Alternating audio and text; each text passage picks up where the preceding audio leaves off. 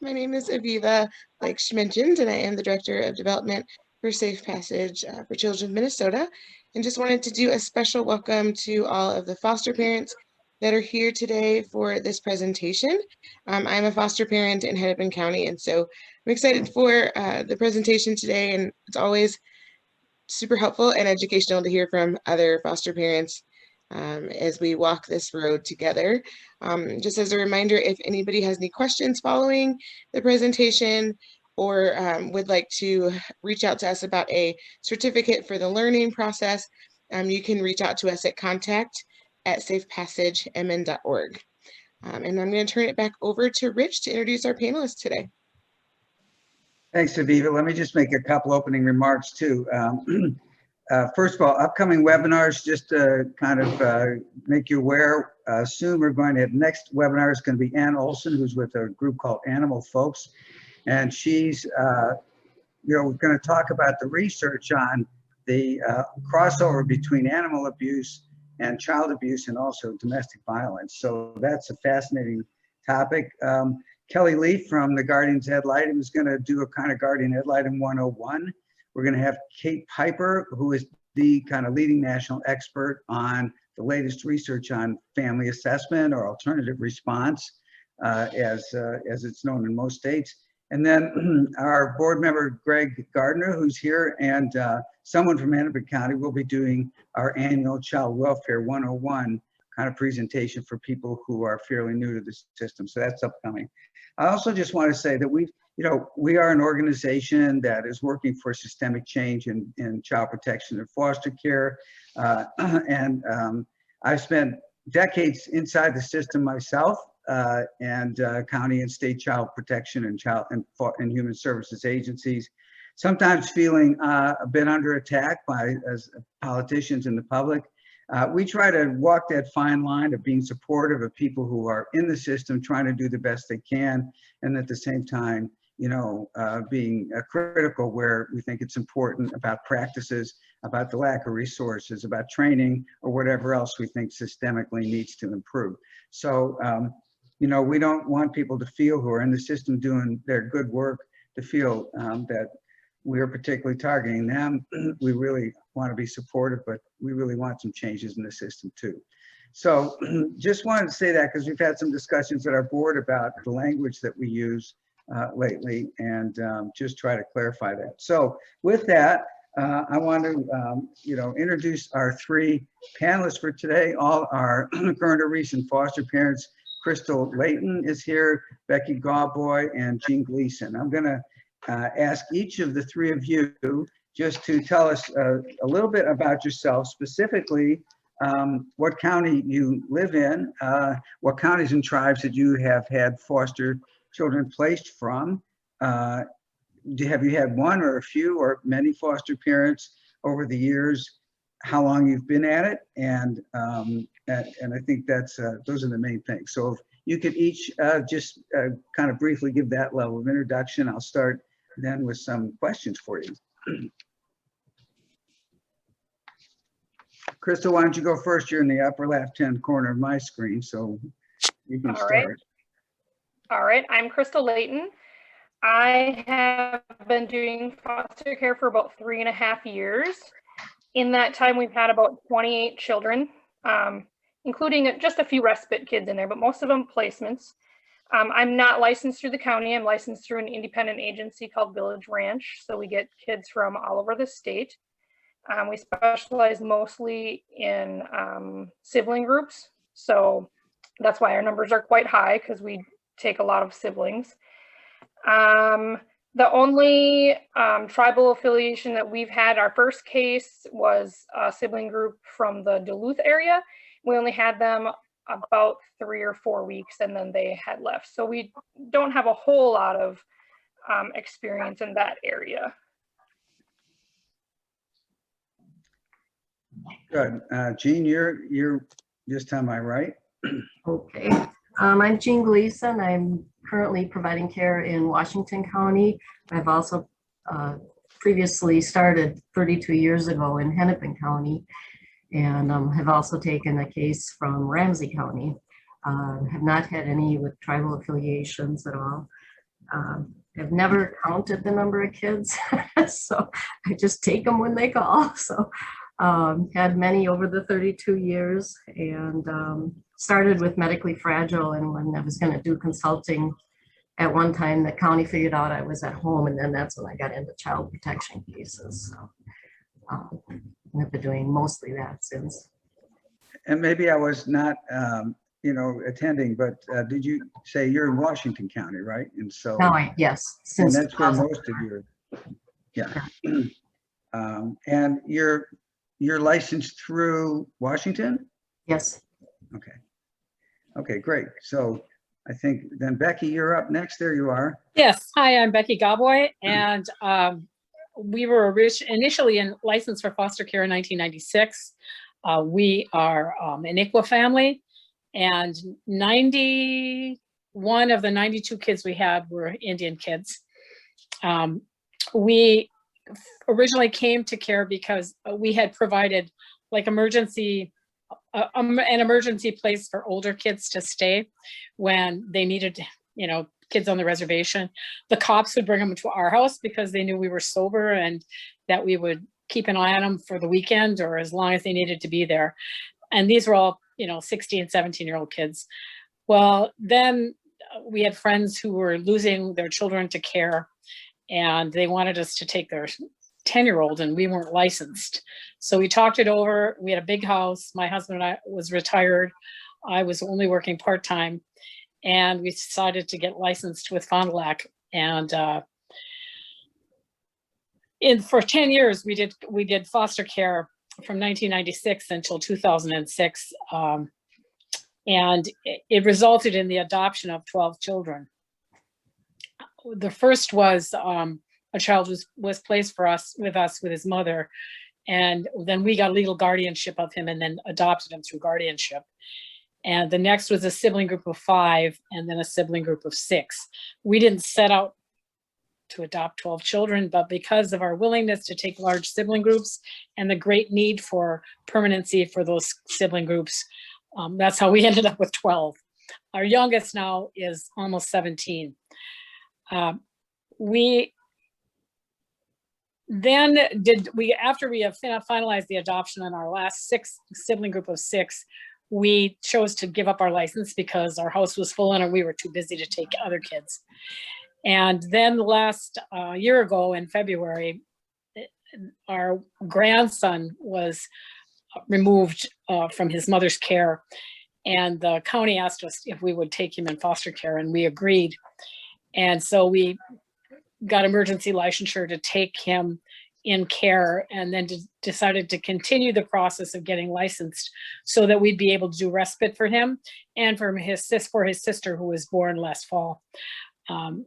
Both children are in a permanent place with people that we love very much, and but the fact is they have a big family and may need us as respite at some point, and so we want to be here and available. We did foster care for children in every tribe in Minnesota, plus 3 in South Dakota and 4 in Canada. All of those kids came to us through child protection issues. Several, actually probably 24 of them came directly from corrections. In the end, we did a lot of child protection cases that were linked to corrections. And we also worked with 19 other counties besides St. Louis County. We had kids from all over the place. So we had a big variety of experiences with how systems work in other counties. St. Louis County being a big county and a kind of a spread out county, that presents a lot of challenges for foster parents and for placement workers. So, but we had experience with little tiny counties where they only have half-time social workers. So it was, we had a kind of a vast experience. Well, thanks, Becky. And let me just ask each of you to share a little bit about your experience as foster parents, like the joys, the frustrations, you know, why you got into it, and did it turn out the way you thought? So what's it been like for each of you? Let's maybe start again in the same order with Crystal. Why don't you go first? I think it's been basically kind of what we expected it to be. The system's a little bit harder than we expected it to be. We got into it. Foster care was always something we talked about doing, but we watched a case on the news of a little girl who said she didn't want to go back with her dad because she was being abused, but she was basically forced to go back there because they weren't really listening to her. He was working his case plan, so he had the right to have them back, and she had no voice. And that was kind of when we just said, okay, we really want to go into it now because we want to be a voice for these kids that don't get to have a voice. And that has been kind of what we have seen. The kids are a lot, they say the system is about the best interest of the child, but we feel like it's been a lot about parental rights and the focus on parents rather than the kids, totally for preserving the family and those things, but it is very parent-centered. Frustrations have definitely been the system sometimes, and seeing the kids as used as property, and seeing some of the kids coming in and what maltreatment can do, and really seeing how far behind they are and things. That's really sad for us when they first come. The joys on the flip side are watching these kids thrive when they come into a different environment, seeing them learn to do things that they couldn't do before, how short of a time in 1 week, how much kids can change and be a total different kid, watching the joy on their faces as they get to do something that they've never gotten to do before, or learning something and becoming a whole new kid. It's really amazing to watch. We really enjoy that part of it. And just the kids in general, they can be a challenge, but it's overall just a lot of fun. Great. Thanks, Crystal. Jean, you're up here. Hey, joys and frustrations. The joys, I went into it, somehow I just always knew I'd do foster, and I don't really know why. I wasn't exposed to anything related to foster care or anything, but I just knew it. And then when I had a family member have a very medically fragile baby, and they really weren't equipped to handle it, that's when I got started with that. And I saw the need for that in helping families who are struggling with things like that, and and all of the issues related to it, versus the grieving of what they had planned and the needs that they had to just get a break from it, and so forth. But the joys were in just watching, like Crystal said, but the kids to thrive and to open their world a little bit, to see more that's available. I remember in training when I first started 30 some years ago, where they talked about, it's hard to give them up, but you're giving them a view of a world that gives them more choices in the world, and experience and some healing and some healthy ways of doing things that maybe they wouldn't be exposed to, and the parents too, and working with them. I actually really enjoyed working with kids and with their parents. I've often found that you find something that you really like in them, and you can kind of work through that. The kids, my family gets such a kick out of the little nuggets we get from them, that just stay in your forever memory because they're with us for short times. But like the little blondie whose relative decided to put what she thought was temporary pink dye in her hair, and she had these big blue eyes and glasses, and she was about 3. And you welcome them in, and you want to provide comfort first and give them something to eat and whatever. And I made a peanut butter sandwich, later realizing that she'd only been fed sugar and popsicles and whatever all her life. But she sat up and she just looked and goes, this is Jean, and she's got a mouthful stuck with peanut butter. And so now in my family, just little things like that in my family, every time anybody uses the word delicious, we all come up, everybody chimes in, delicious, Jean, and it's just, those kind of nuggets, and they're very vastly different from kid to kid, but it's just those things that just stay with you, and you hope that you've been able to give something that stays with them as well, for their future. The frustrations have been, you know, I feel pretty blessed with the workers that I've had and stuff, but I have had a couple of, you know, not in my county, so I have to clarify that.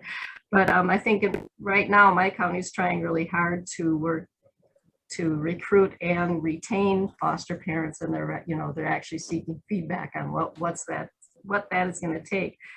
But when we're not a part of that, when we're not a part of that discussion, I have found situations where county policy overrides well-being, and I find that very frustrating. So, for example, I had an out-of-county placement, and because the kiddo was out of county, there was a big push, even though she was doing really well and they really didn't have someone to take her, they pushed to move her back into the county where she resides. And even her birth parents were against it and stuff. And so it's hard to see that happen with all the knowledge we have about attachment and trauma and all that, that they would do that when they knew the second move was going to be a very short term and then maybe a trial with the parents. So those kinds of decisions that really seem to put people's politics or policies before the child's welfare, I find disturbing.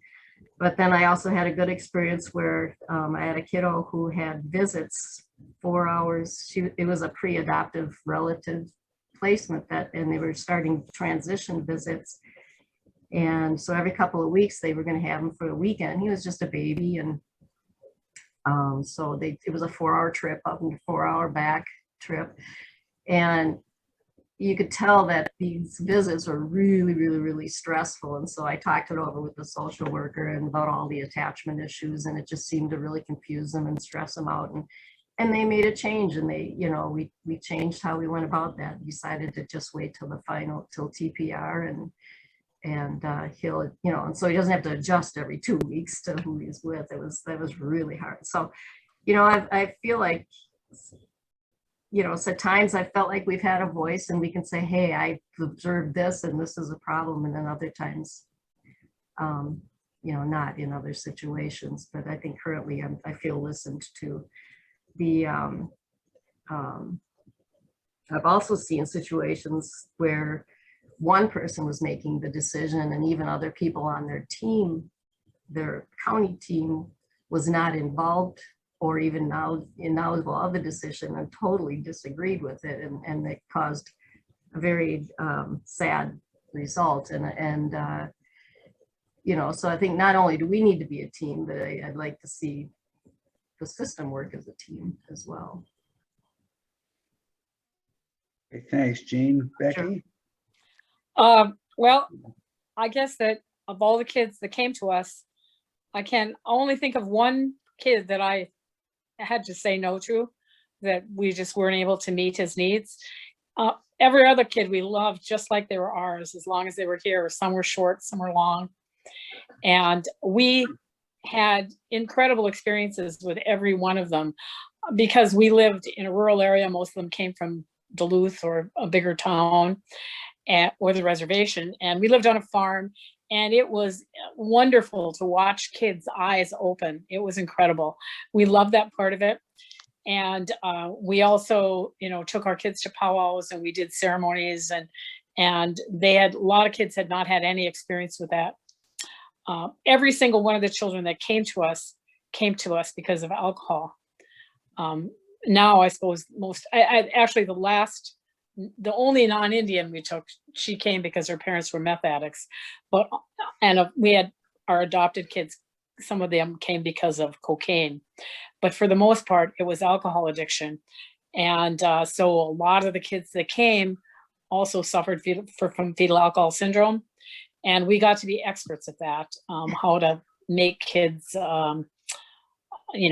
make kids feel welcome and feel valued and feel successful despite they have, you know, like missing places in their brain. We also took enormous joy in watching parents visit with their kids, because we had a lot of parents who were struggling to be good parents. They wanted to be good parents, and we saw ourselves in them. We saw the struggles that we'd had earlier. You know, we were old by then, and we knew what they were going through, and we always tried to be compassionate and supportive. In fact, many of the kids that stayed with us still come home, you know, 20 years later. And sometimes they bring their birth family with them. So it's, you know, those are powerful connections. Some of the most difficult and challenging pieces, I'll never forget, both my husband and I are half Finn, and I don't know if anybody else here is Finn, but Finns don't lie. I mean, lying is like the worst thing you can do in a Finnish family. You can get by with anything if you tell the truth.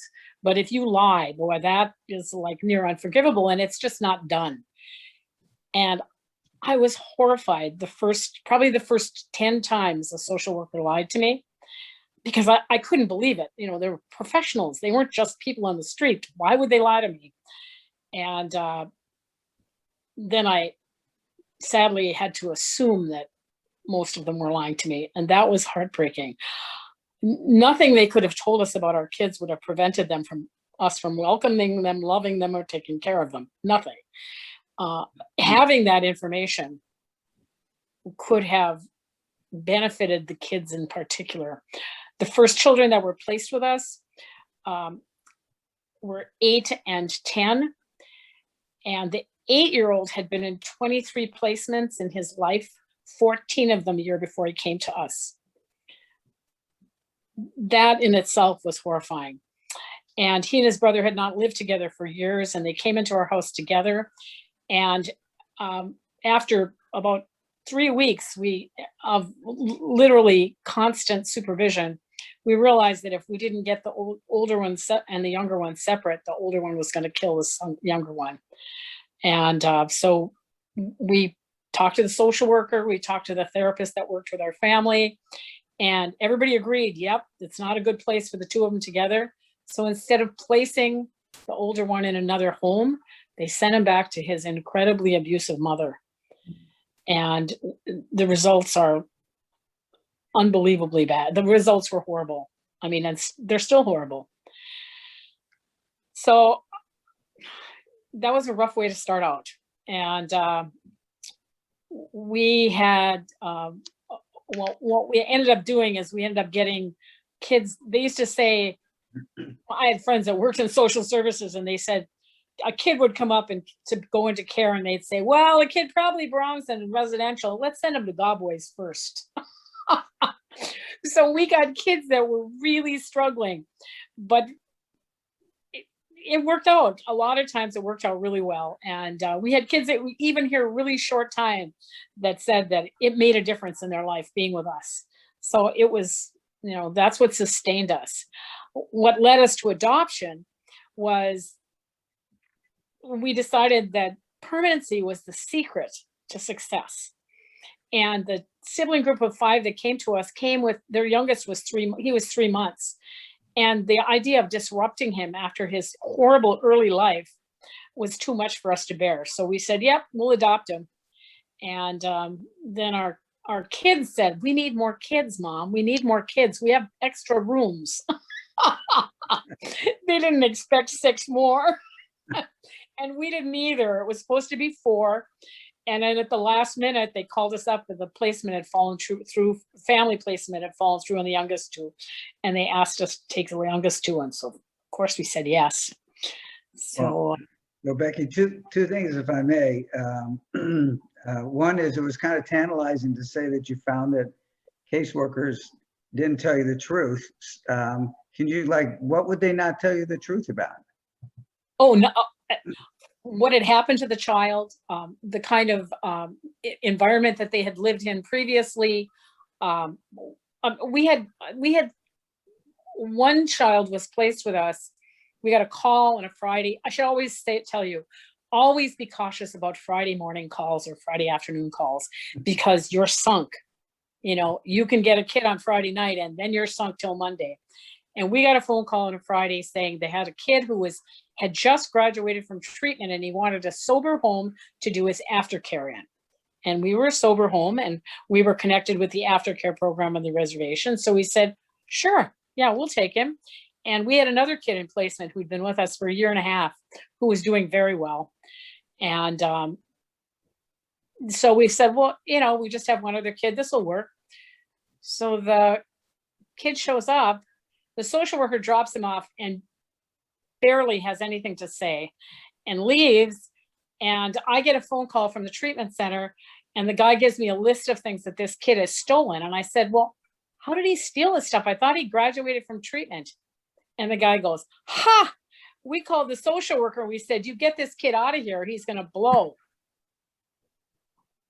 So they left the kid with us, and we had him on the weekend, and we were like on red alert the whole weekend. And we were worried about our 15-year-old because he's vulnerable. And sure enough, 5 a.m. on Sunday, we weren't awake yet. They stole our van, drove it, got some booze, got drunk, and totaled the van. And because our 15-year-old had been placed with us on a corrections placement for car theft, he had got a one-way ticket to the Red Wing, and his life was destroyed. And that was devastating. It was devastating for us. The other kid ended up, I suppose, going to juvenile detention center for a while, but our son ended up, sitting in Red Wing for 2 more years. And that was a killer. So those are the kind of things. Sometimes it was simple, sometimes it was very simple. Those first kids that came to us, there was a suicide at the Ely High School where my kids went to school, and one of the kids said, Jim, why do people kill themselves? And Jim said, well, they really don't know. And, they're not sure about why, all kinds of reasons. Just give fair warning. I'm going to not exactly follow the script that I sent to you guys, because I want to get to a question that kind of has been seeping in around the edges here, which is the pressure to keep children with their bio parents. And I wonder about it sounds like there's been some experience there, so as well. So maybe Crystal, can you get on that? What kinds of situations have arisen in your experience where maybe children go home when they shouldn't, or where you've had children return to you after there was a try to send them home, or because that's a concern we have about policy. Sure. All of the children that we've had in our care have all returned back to bios. I would say the majority of those kids we feel are returned back too soon, or maybe shouldn't have at all. There's a huge push to get kids back with bios, which we understand, but sometimes it's very much at the cost of the children. Parents just have to work their case plan, even the slightest bit, to show that they are working that plan, and the kids will start to transition home, especially if they get towards that TPR 1 year mark, and then they start to show some progression, then they get the kids home right away. The social workers seem to do the majority of the legwork to get the kids home. They seem to do all the setting up appointments, getting everything taken care of.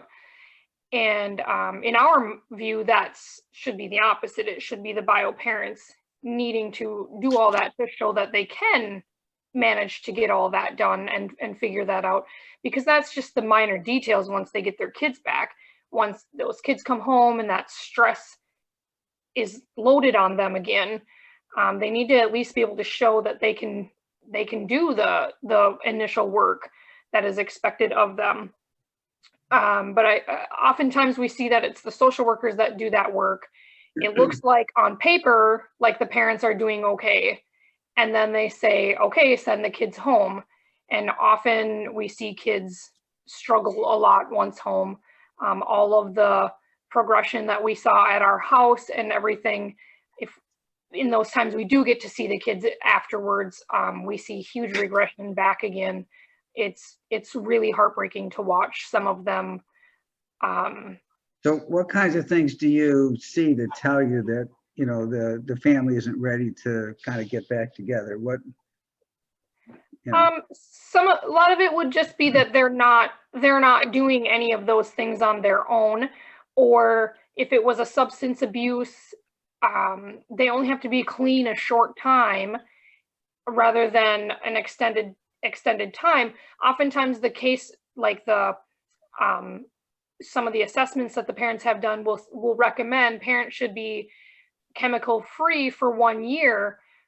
Well, we've just been told that that's just not realistic, because TPR happens in 1 year, and it usually takes bio parents a few months to get clean, go through treatment, and so the 1 year time frame is just not realistic. So then they will just expect them to stay clean for 2, maybe 3 months at most, and then they go back. Well, someone who's chemically dependent, 2 or 3 months is not a very long time to then now add the stress of your kids back in there, the stress of all the appointments that the kids need to go to, the therapy that they need to get to, all of those things that if they didn't set up the appointments initially for themselves, and now they're expected to do that for their kids as well, it just adds a lot of pressure on them that maybe they're not ready to be able to do. And we see things progress backwards just because it becomes overwhelming quickly for those bios. Thanks, Crystal. So Jean, do you have experiences similar to that or different? Yeah, well, a lot of the kiddos, especially lately, that I've had have gone into either kinship adoption or, adoption. The ones that have been returned home, the more memorable ones were from many years ago, but I agree with Crystal in that sometimes the plan is set in place, but they're not following it. I had an example of an infant who came very malnourished. Finally got him all plumped up and comfortable and so forth, and well, because he was quite sick at the time too when I got him. And then, but the mother was desperate to have him back by her birthday. In the meantime, she hadn't been showing up to, learn how to feed him, because she didn't like that he had some reflux, so she didn't feed him very much because she didn't want him to throw up. But it just, things like that, as well as some other parenting skills and coping skills that she absolutely did not have. But because it was her birthday, and she was begging the social worker, the social worker, and this was decades ago, but the social worker agreed and placed the baby home. Well, needless to say, I got him back quite scrawny again, extremely sick. The household also had multiple generations in it and about 10 cats, and just, it just wasn't a good place for him to get well. And so, the lesson learned there was that they, definitely needed to follow the plan, and it was clear that she wasn't. And the other piece that I find is a lot of times, I see a difference with the parents who say they want their kids back, and even in court when you're at a TPR thing, they always, the lawyer for the parent always asks, does so-and-so love their child? And I always, and I can answer truly, yes, they seem to really love the child, but I want to add the but in there that they don't understand the sacrifice of raising that child, so the staying away from the friends that get you on drugs, or staying away from the abusive person that's involved in their life, or whatever the issue is, they can't seem to make that child a bigger priority over that. And that's where I see sometimes those things, they just work the system, and then as soon as the child is home, they're back with those people, or they're back with some of those habits and things like that. It's kind of a game, or they disappear. I've had a child who clearly, I would say this parent definitely did not have the kids any skills or the kids needs put first, and so as soon as they got the kiddos back, they disappeared. And so it's just kind of frightening that sometimes they go back early, but I do see pretty good plans put together and some services available, and when that is really held true, I've seen people who get their kids back, and it was So I think that the common theme is that the standards, the things that parents have to do to get their kids back are not very demanding and don't really, have much to do with whether the parent is ready to parent the child again. Right. If that's your experience or your concern. And I don't know, Becky, do you have similar experiences? It sounds like your situation is a little different. It's more free flowing with the bio parents. Yeah, I think that the experience that I had, what really troubled me is that when kids did get to go back home with their parents, and it was all, it was all planned and things were good, they sent kids back to parents who didn't have the financial resources to care for them.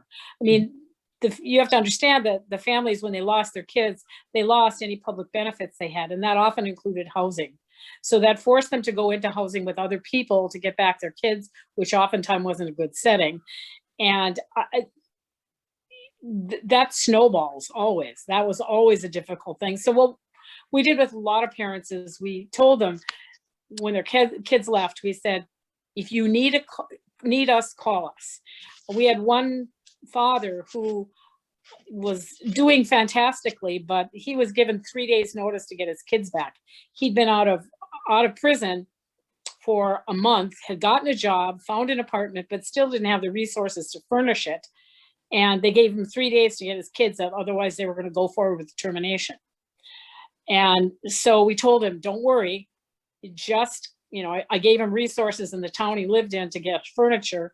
And we sent him back with a whole household full of stuff, so that he had cookware and blankets and toys and everything. And he made at least 6 trips back to our house because his kids missed us so much. They'd been with us 18 months, and his daughter had to be catheterized every 4 hours or every 8 hours. And that's a very intimate kind of thing for a mom and a daughter to do. And so we were really super close, and I was probably the only nurturing mother she'd ever had. And so she missed me terribly. So we talked on the phone every night for at least a year. And she still calls me. She's an adult, long an adult. And she still calls me, at least every month. But we kept in touch with the family throughout this. And we did respite for him several times. We just said, just drop the kids off. We'll take them for the weekend. So that was, that's a challenging, that's a piece that I think is often ignored. It's like, what kind of resources do families need? Physical resources. They've done their program and they've worked on all this stuff. The thing that can send them, into a tailspin is not having enough food in the refrigerator, or not having the right kind of clothes, or no gas in the car. Well, those are several, kind of perspectives on it, but they all, have a common thing. What I'm going to do, I know we haven't finished going through all of the, possible questions, but we've gotten a lot of information from all 3 of you. So I think I want to switch and just open it up for questions, because, I want to make sure people get a chance. There's quite a few folks here to see what kind of questions they have for you. So we've covered a lot of what we were going to cover anyway. So let me just open it up then for people just to make comments, or maybe some of your foster parents share your experiences, whatever's on your mind. The point I wanted, sorry to jump in again, but with Rebecca's comment, as I was trying to look through your questions, Rich, I was kind of thinking a lot about, having been a training and development person, is it a skill issue or is it a resource issue, as what Rebecca was talking about? And the skills issues, sometimes they just have to show effort. But do we really have a benchmark that we're trying to say this is, it's hard, because when do we actually start teaching people how to be parents? We're really only teaching them within their families, which is why the cycle keeps happening. And so the skills part of it, I think, is where is more likely, I would think, to cause the loss of the kiddo. And then the resources, what makes their job so much harder, but it's not that they're a bad parent, but they just don't have the resources. So I think the solutions kind of need to be in both areas. Yeah, I think, Yeah, I want to comment on that too. When we work with all Indian families, and what you have to understand is because of the boarding school issue, many of these parents never were parented because their parents didn't have a model for parenting. My husband's father and brother were put into boarding schools at age 8, and they stayed there until they were 18. And so they were parented until they were 8. And so he was a really good dad to his kids until he was 8. And then he just checked out because he didn't have a model. It wasn't that he was a bad dad. I mean, he loved his kids, but he took no part in their discipline or in their training. He didn't know what to do. He was helpless. They had a good mom, so she took it on. But that was a fact. That's a fact of life for a lot of Indian families, is they don't have that training. We had, at the time we were foster parents, there were occasionally doing whole family placements where the parents and the kids came to a foster home, and learned how to parent kind of, right there in situ. And that is a really successful model that is not done at all anymore. And that's tragic, because that's how you find out if they have those skills or if they're able to get those skills. So, okay, so kind of a whole family foster care model that they're Yes. not doing anymore. Okay, because I think what, the common among all three of you is people are not really ready to take their kids back. And the question is, some of it's resources, but I think at least 2 of the 3 of you are saying that it's because they haven't really made much of an effort, or they still have substance abuse problems, or they simply just don't have the skills. And I'm wondering, Crystal, do you want to say any more about that? Because I think you kind of made that point originally. I do see sometimes that it's a matter of not having the things that they need, but for the most part, I really feel like the county takes care of that. From what we've seen, the county will usually help with assistance with furniture, food, gas cards, all those kinds of things. I really feel like from our experiences, it's been more of a skills, and it is a generational thing. I mean, people unfortunately weren't given the model that they needed, and then you just see it trickle down from generation to generation, and it's really sad to watch. I'm reminded of Miami-Dade County had a process where basically they would have agencies that did parenting skills training, which we also have in Minnesota. But they kind of started out with a baseline kind of assessment, and unless parents got to the point where they were able to kind of, reach a certain skill level, not only did they not get their kids back, but the agency got fired, and they essentially would only then, give money to agencies that were successful at getting parents to the point where you could send the kids home, successfully. And we pretty much don't have that anywhere in this state. Not just for that, but for substance abuse, for mental health, for anything. Other questions from the people who are attending? I have a question. Rebecca, I was interested in your comment about basically providing a boarding school for the parents was a very useful tool. And that makes sense to me. It almost makes you wonder whether kind of a group home of families would be exceptional. Well, I think that, this is the way I would see it, is the child may have been removed from the family and placed in foster care, and the parents need to get to the place where they can care for their child. So then it might not be the same home, but the parents and the children would be in a home where they were being trained as parents. Yeah. They're parenting, they would be modeling, the parents there would be modeling good parent skills for the parents that are trying to get their kids back. They used to do this. I mean, I know they did it early on when we were licensed. I mean, we were never one of those families, but we use that model ourselves to try to help families, to try to, you know, give them successful strategies. But this to me is how you figure out whether this is going to work. This is going to be a permanent solution if they're really going to be able to parent. I mean, I have two daughters that are disabled and both had children, and neither one of them will ever be able to care for a child. They don't have the cognitive skills, but because of the placement of their children, they will always be part of their children's lives. Okay. Yeah. And so that's a critical piece also, is to these people that can't ever really full-time parent. It doesn't mean they should be cut out of their children's lives. So we have a comment on that point from Nicole Williams. I don't know if you want to turn on your video, but that the family partnerships takes a two-generation approach to their services, and she's put a link in there. So do you want to say anything more about that, Nicole? No, just wanted to share that resource if people weren't familiar. I think you might have been. I just heard you say there's not much in Minnesota, and I agree that you have to look at the whole family. So just wanted to share that. I don't.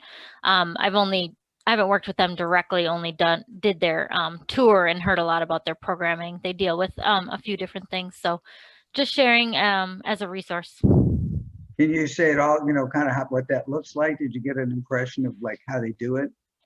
Well, they work with both the adults and children in their services. I know they offer mental health, I think education, sex trafficking are some of their main areas.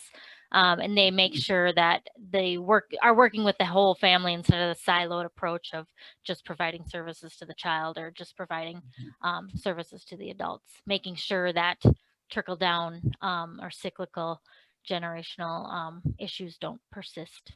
But pretty targeted though, so I know there's not that it's a catch-all, but yeah. So I do know in terms of what Becky was talking about a number of years ago for a client, a foster care agency, I did an analysis of different cash flow programs, and you can actually put together several funding streams and pay for kind of that whole family model where the parents and the child are in the same household with a foster parent. So you just have to kind of hook up some of the revenue hoses that are there right now into one family, and you can actually pay for that. So it's possible, I think, to revive it if anybody wanted to do it.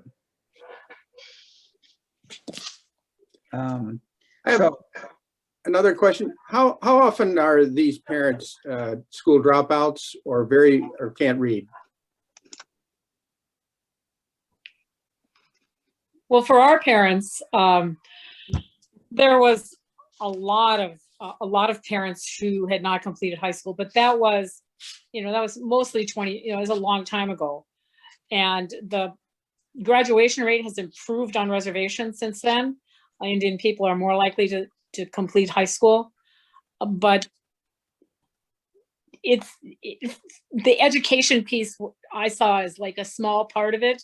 The biggest piece was the chemical dependency piece and the lack of modeling that they had missed out on in their own childhoods. I would agree with that. Yeah, just to be clear, I want to just clarify something, Mark. I think you said something about boarding schools for parents. I don't think that's what Becky was saying. It's not boarding school, but it's kind of a whole family where the parents and the children were in the same foster care setting. Yeah, I certainly wouldn't call it boarding school. Yeah. That's kind of not a positive term. Okay, so we have a little bit of time left. If there's I have a question. Yeah, I guess, Rich, this listening to them talk about children being returned to their home and the parents not ready in many instances to parent those children again, it brings me back to, I was a guardian ad litem, several years ago, probably 5-6 years ago. And one of the cases I worked with was an infant. And the mother had been dealing drugs and placed this infant in danger. And one of the things that was really difficult, she really had a lot of mental health issues. The father was very interested in caring for the child, but also had had many other young children that he was trying to be involved with.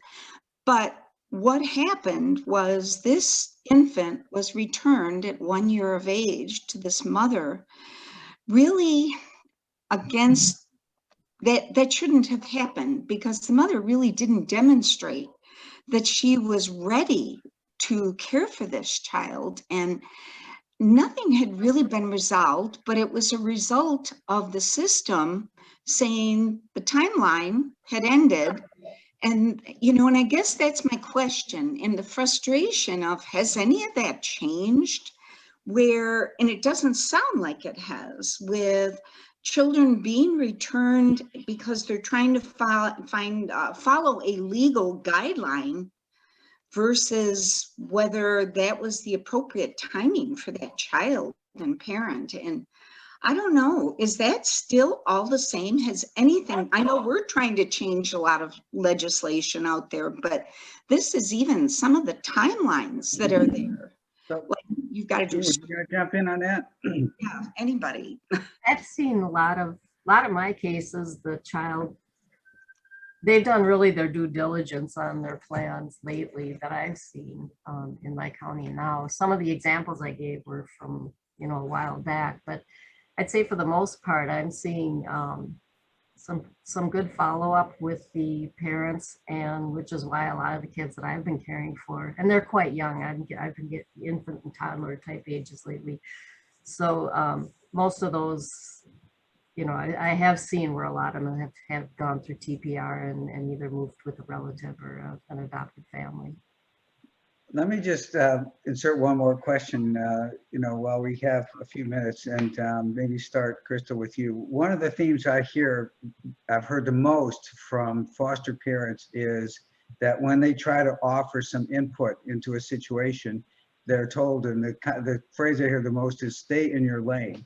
So the basic question is, when you have input with county social workers, you know, do they generally listen to you and value your input? Our last, or the time before last, we had a presentation about the Quality Parenting Initiative, which is really, you know, a new approach that is trying to really value foster parents. But I'm wondering what your experience is in terms of really having some say or some input with the counties.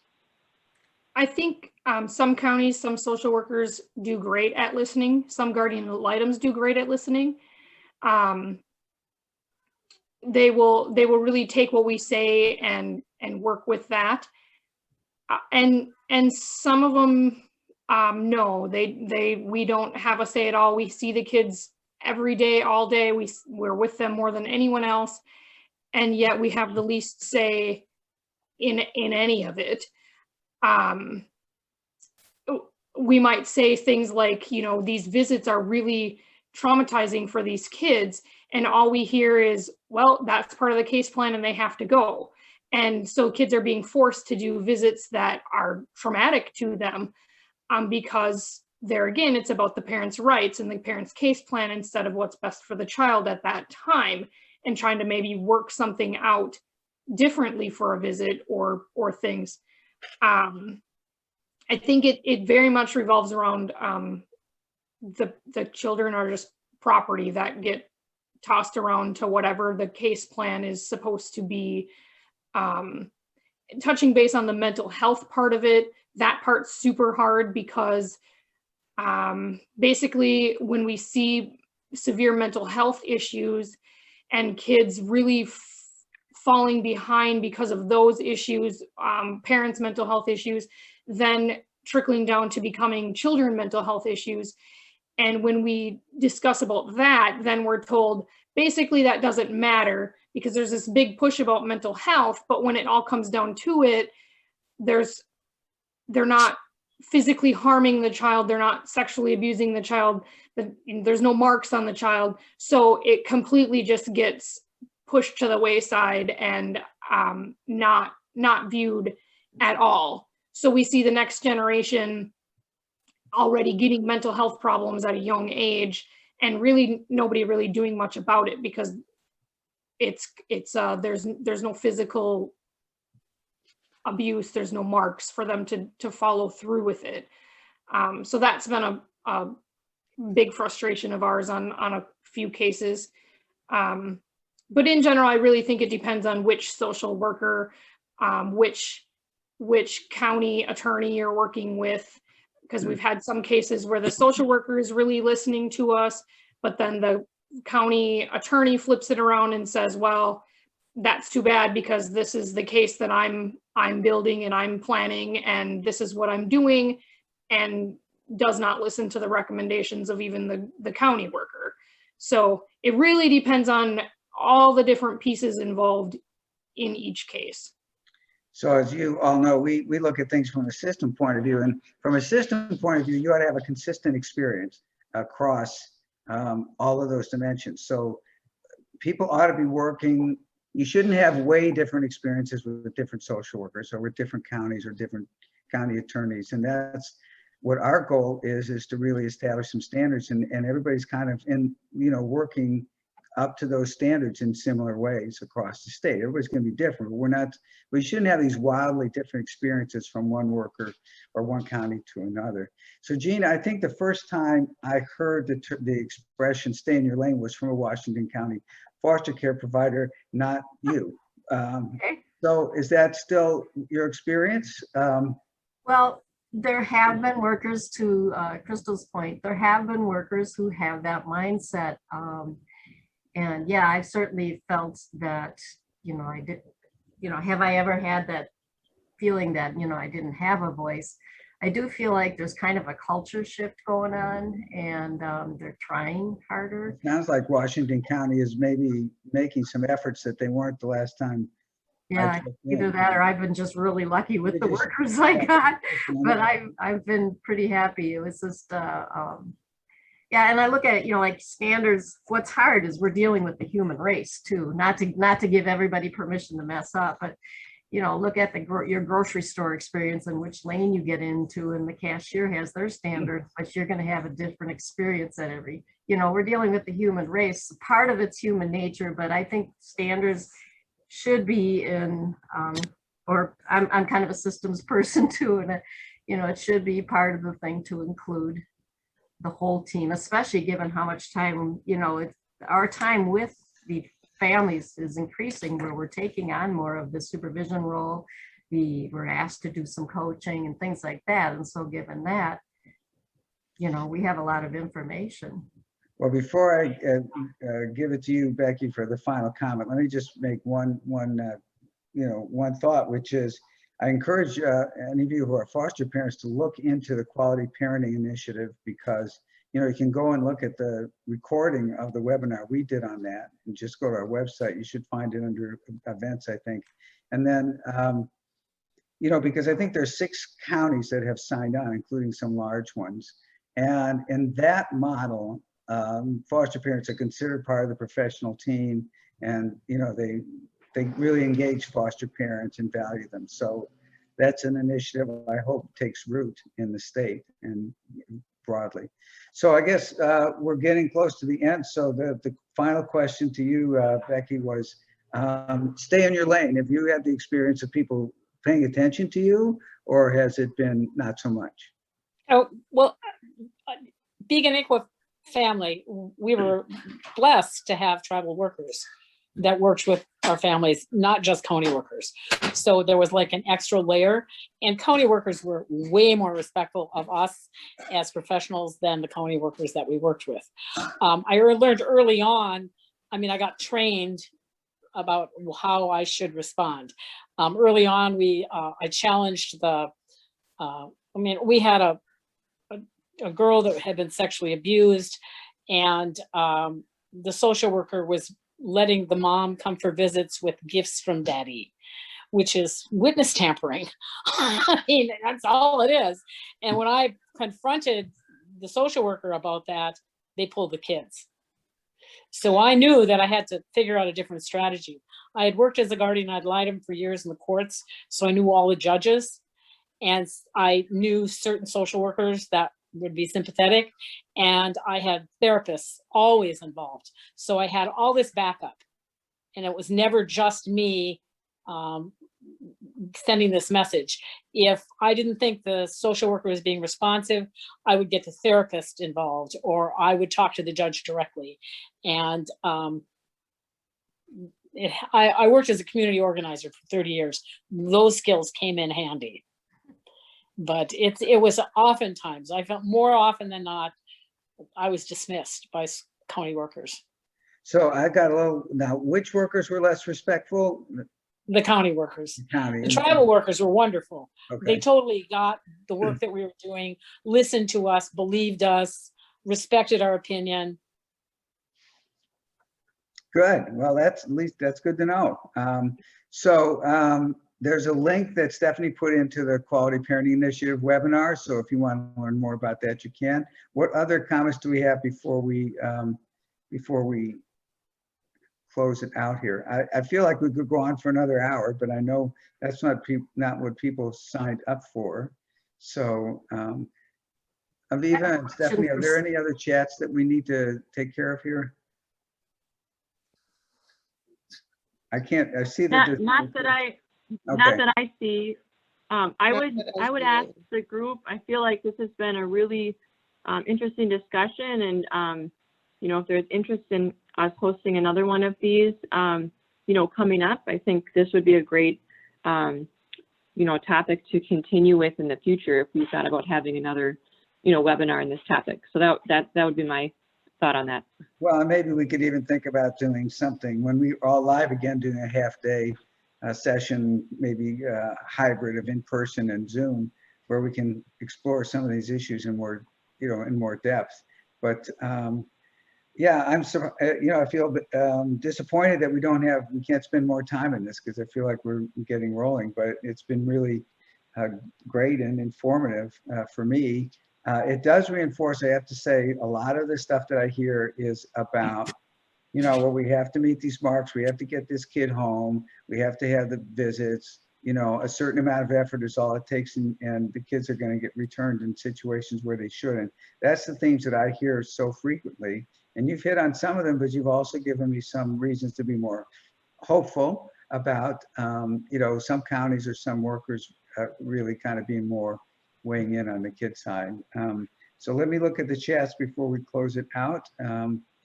And there were just some thanks from people. And anybody want to have the final comment on this before we I do for your next thing to add into this is, because I remember once I was working on the inside recruiting as well as a foster parent, and that really upset some of the workers. And because it was explained to me, I had to ask, what is going on? Because I always got along great with them prior to that. And so I asked about it, and I was told that, and it reminds me of some HR things too in my jobs, you have boundaries that you are taught, and there's protocol. And I'm wondering if some of this, what seems like secrecy sometimes, and of course there's the data practices that they worry a lot about. Is it part of the training for social workers that, the secrecy and the reason why we don't feel like a team member so often is it actually kind of part of the training on ethical boundaries and all that kind of stuff that feeds that? I'd like to, wondering from a social worker, because I was once told I could go to court to get more information than what she could tell me. And I thought, okay, if the information's there, but they can't tell us. So it's that boundary issue that I sometimes get confused with. Sure. Well, there's issues. There's a new Child Welfare Training Academy. So maybe you can send me a reminder of that, Jean, and I'll ask them if some of that stuff could be included in their work. And then I have a chat here. I'm not sure that it was meant to be shared. Just a quick comment, Jean. I spent 40 years working in the child protection system. I'm retired now. And I would say that from a data practices point of view, you can approach it one of two ways. You can look at the Data Practices Act as a way to avoid having to share information, or look at it from the point of view of a way to how do you share information and do it legally? And that kind of comes down to a matter of personal choice in terms of, do you want to rule in or do you want to rule out? So it's kind of like personal ethics in a lot of ways. And the training we got as social workers was more just on the law part of it, not how you personally incorporated that. And I certainly saw it applied both ways during my 40 years in the field. Okay. Good point. So one last thing is, if you gave us your email address on this, we'll sign you up for the blog if you're not already on it. And if you don't want it, then you can just unsubscribe, or you can send me an email and say, don't do that. Otherwise, we have to go through one by one and ask permission. So I think with that, I want to remind you again, 2 weeks, there's going to be a discussion about the crossover between animal abuse and child abuse, which may sound a little off the charts, except turns out that there's a huge overlap. And if we could get animal rights people and child protection workers closer connected, you could pick up on, in many cases, on child abuse a year earlier than you otherwise might. So it's a fascinating little bit of research that we're going to be working on between legislative sessions, because it's really a way to get some of those pieces together quicker. So, so I think that's it. We'll have to close it. Some people have to go, and please join us for the next one. And if you have questions or comments, you can just email us. It's at contactus@safepassagemn.org.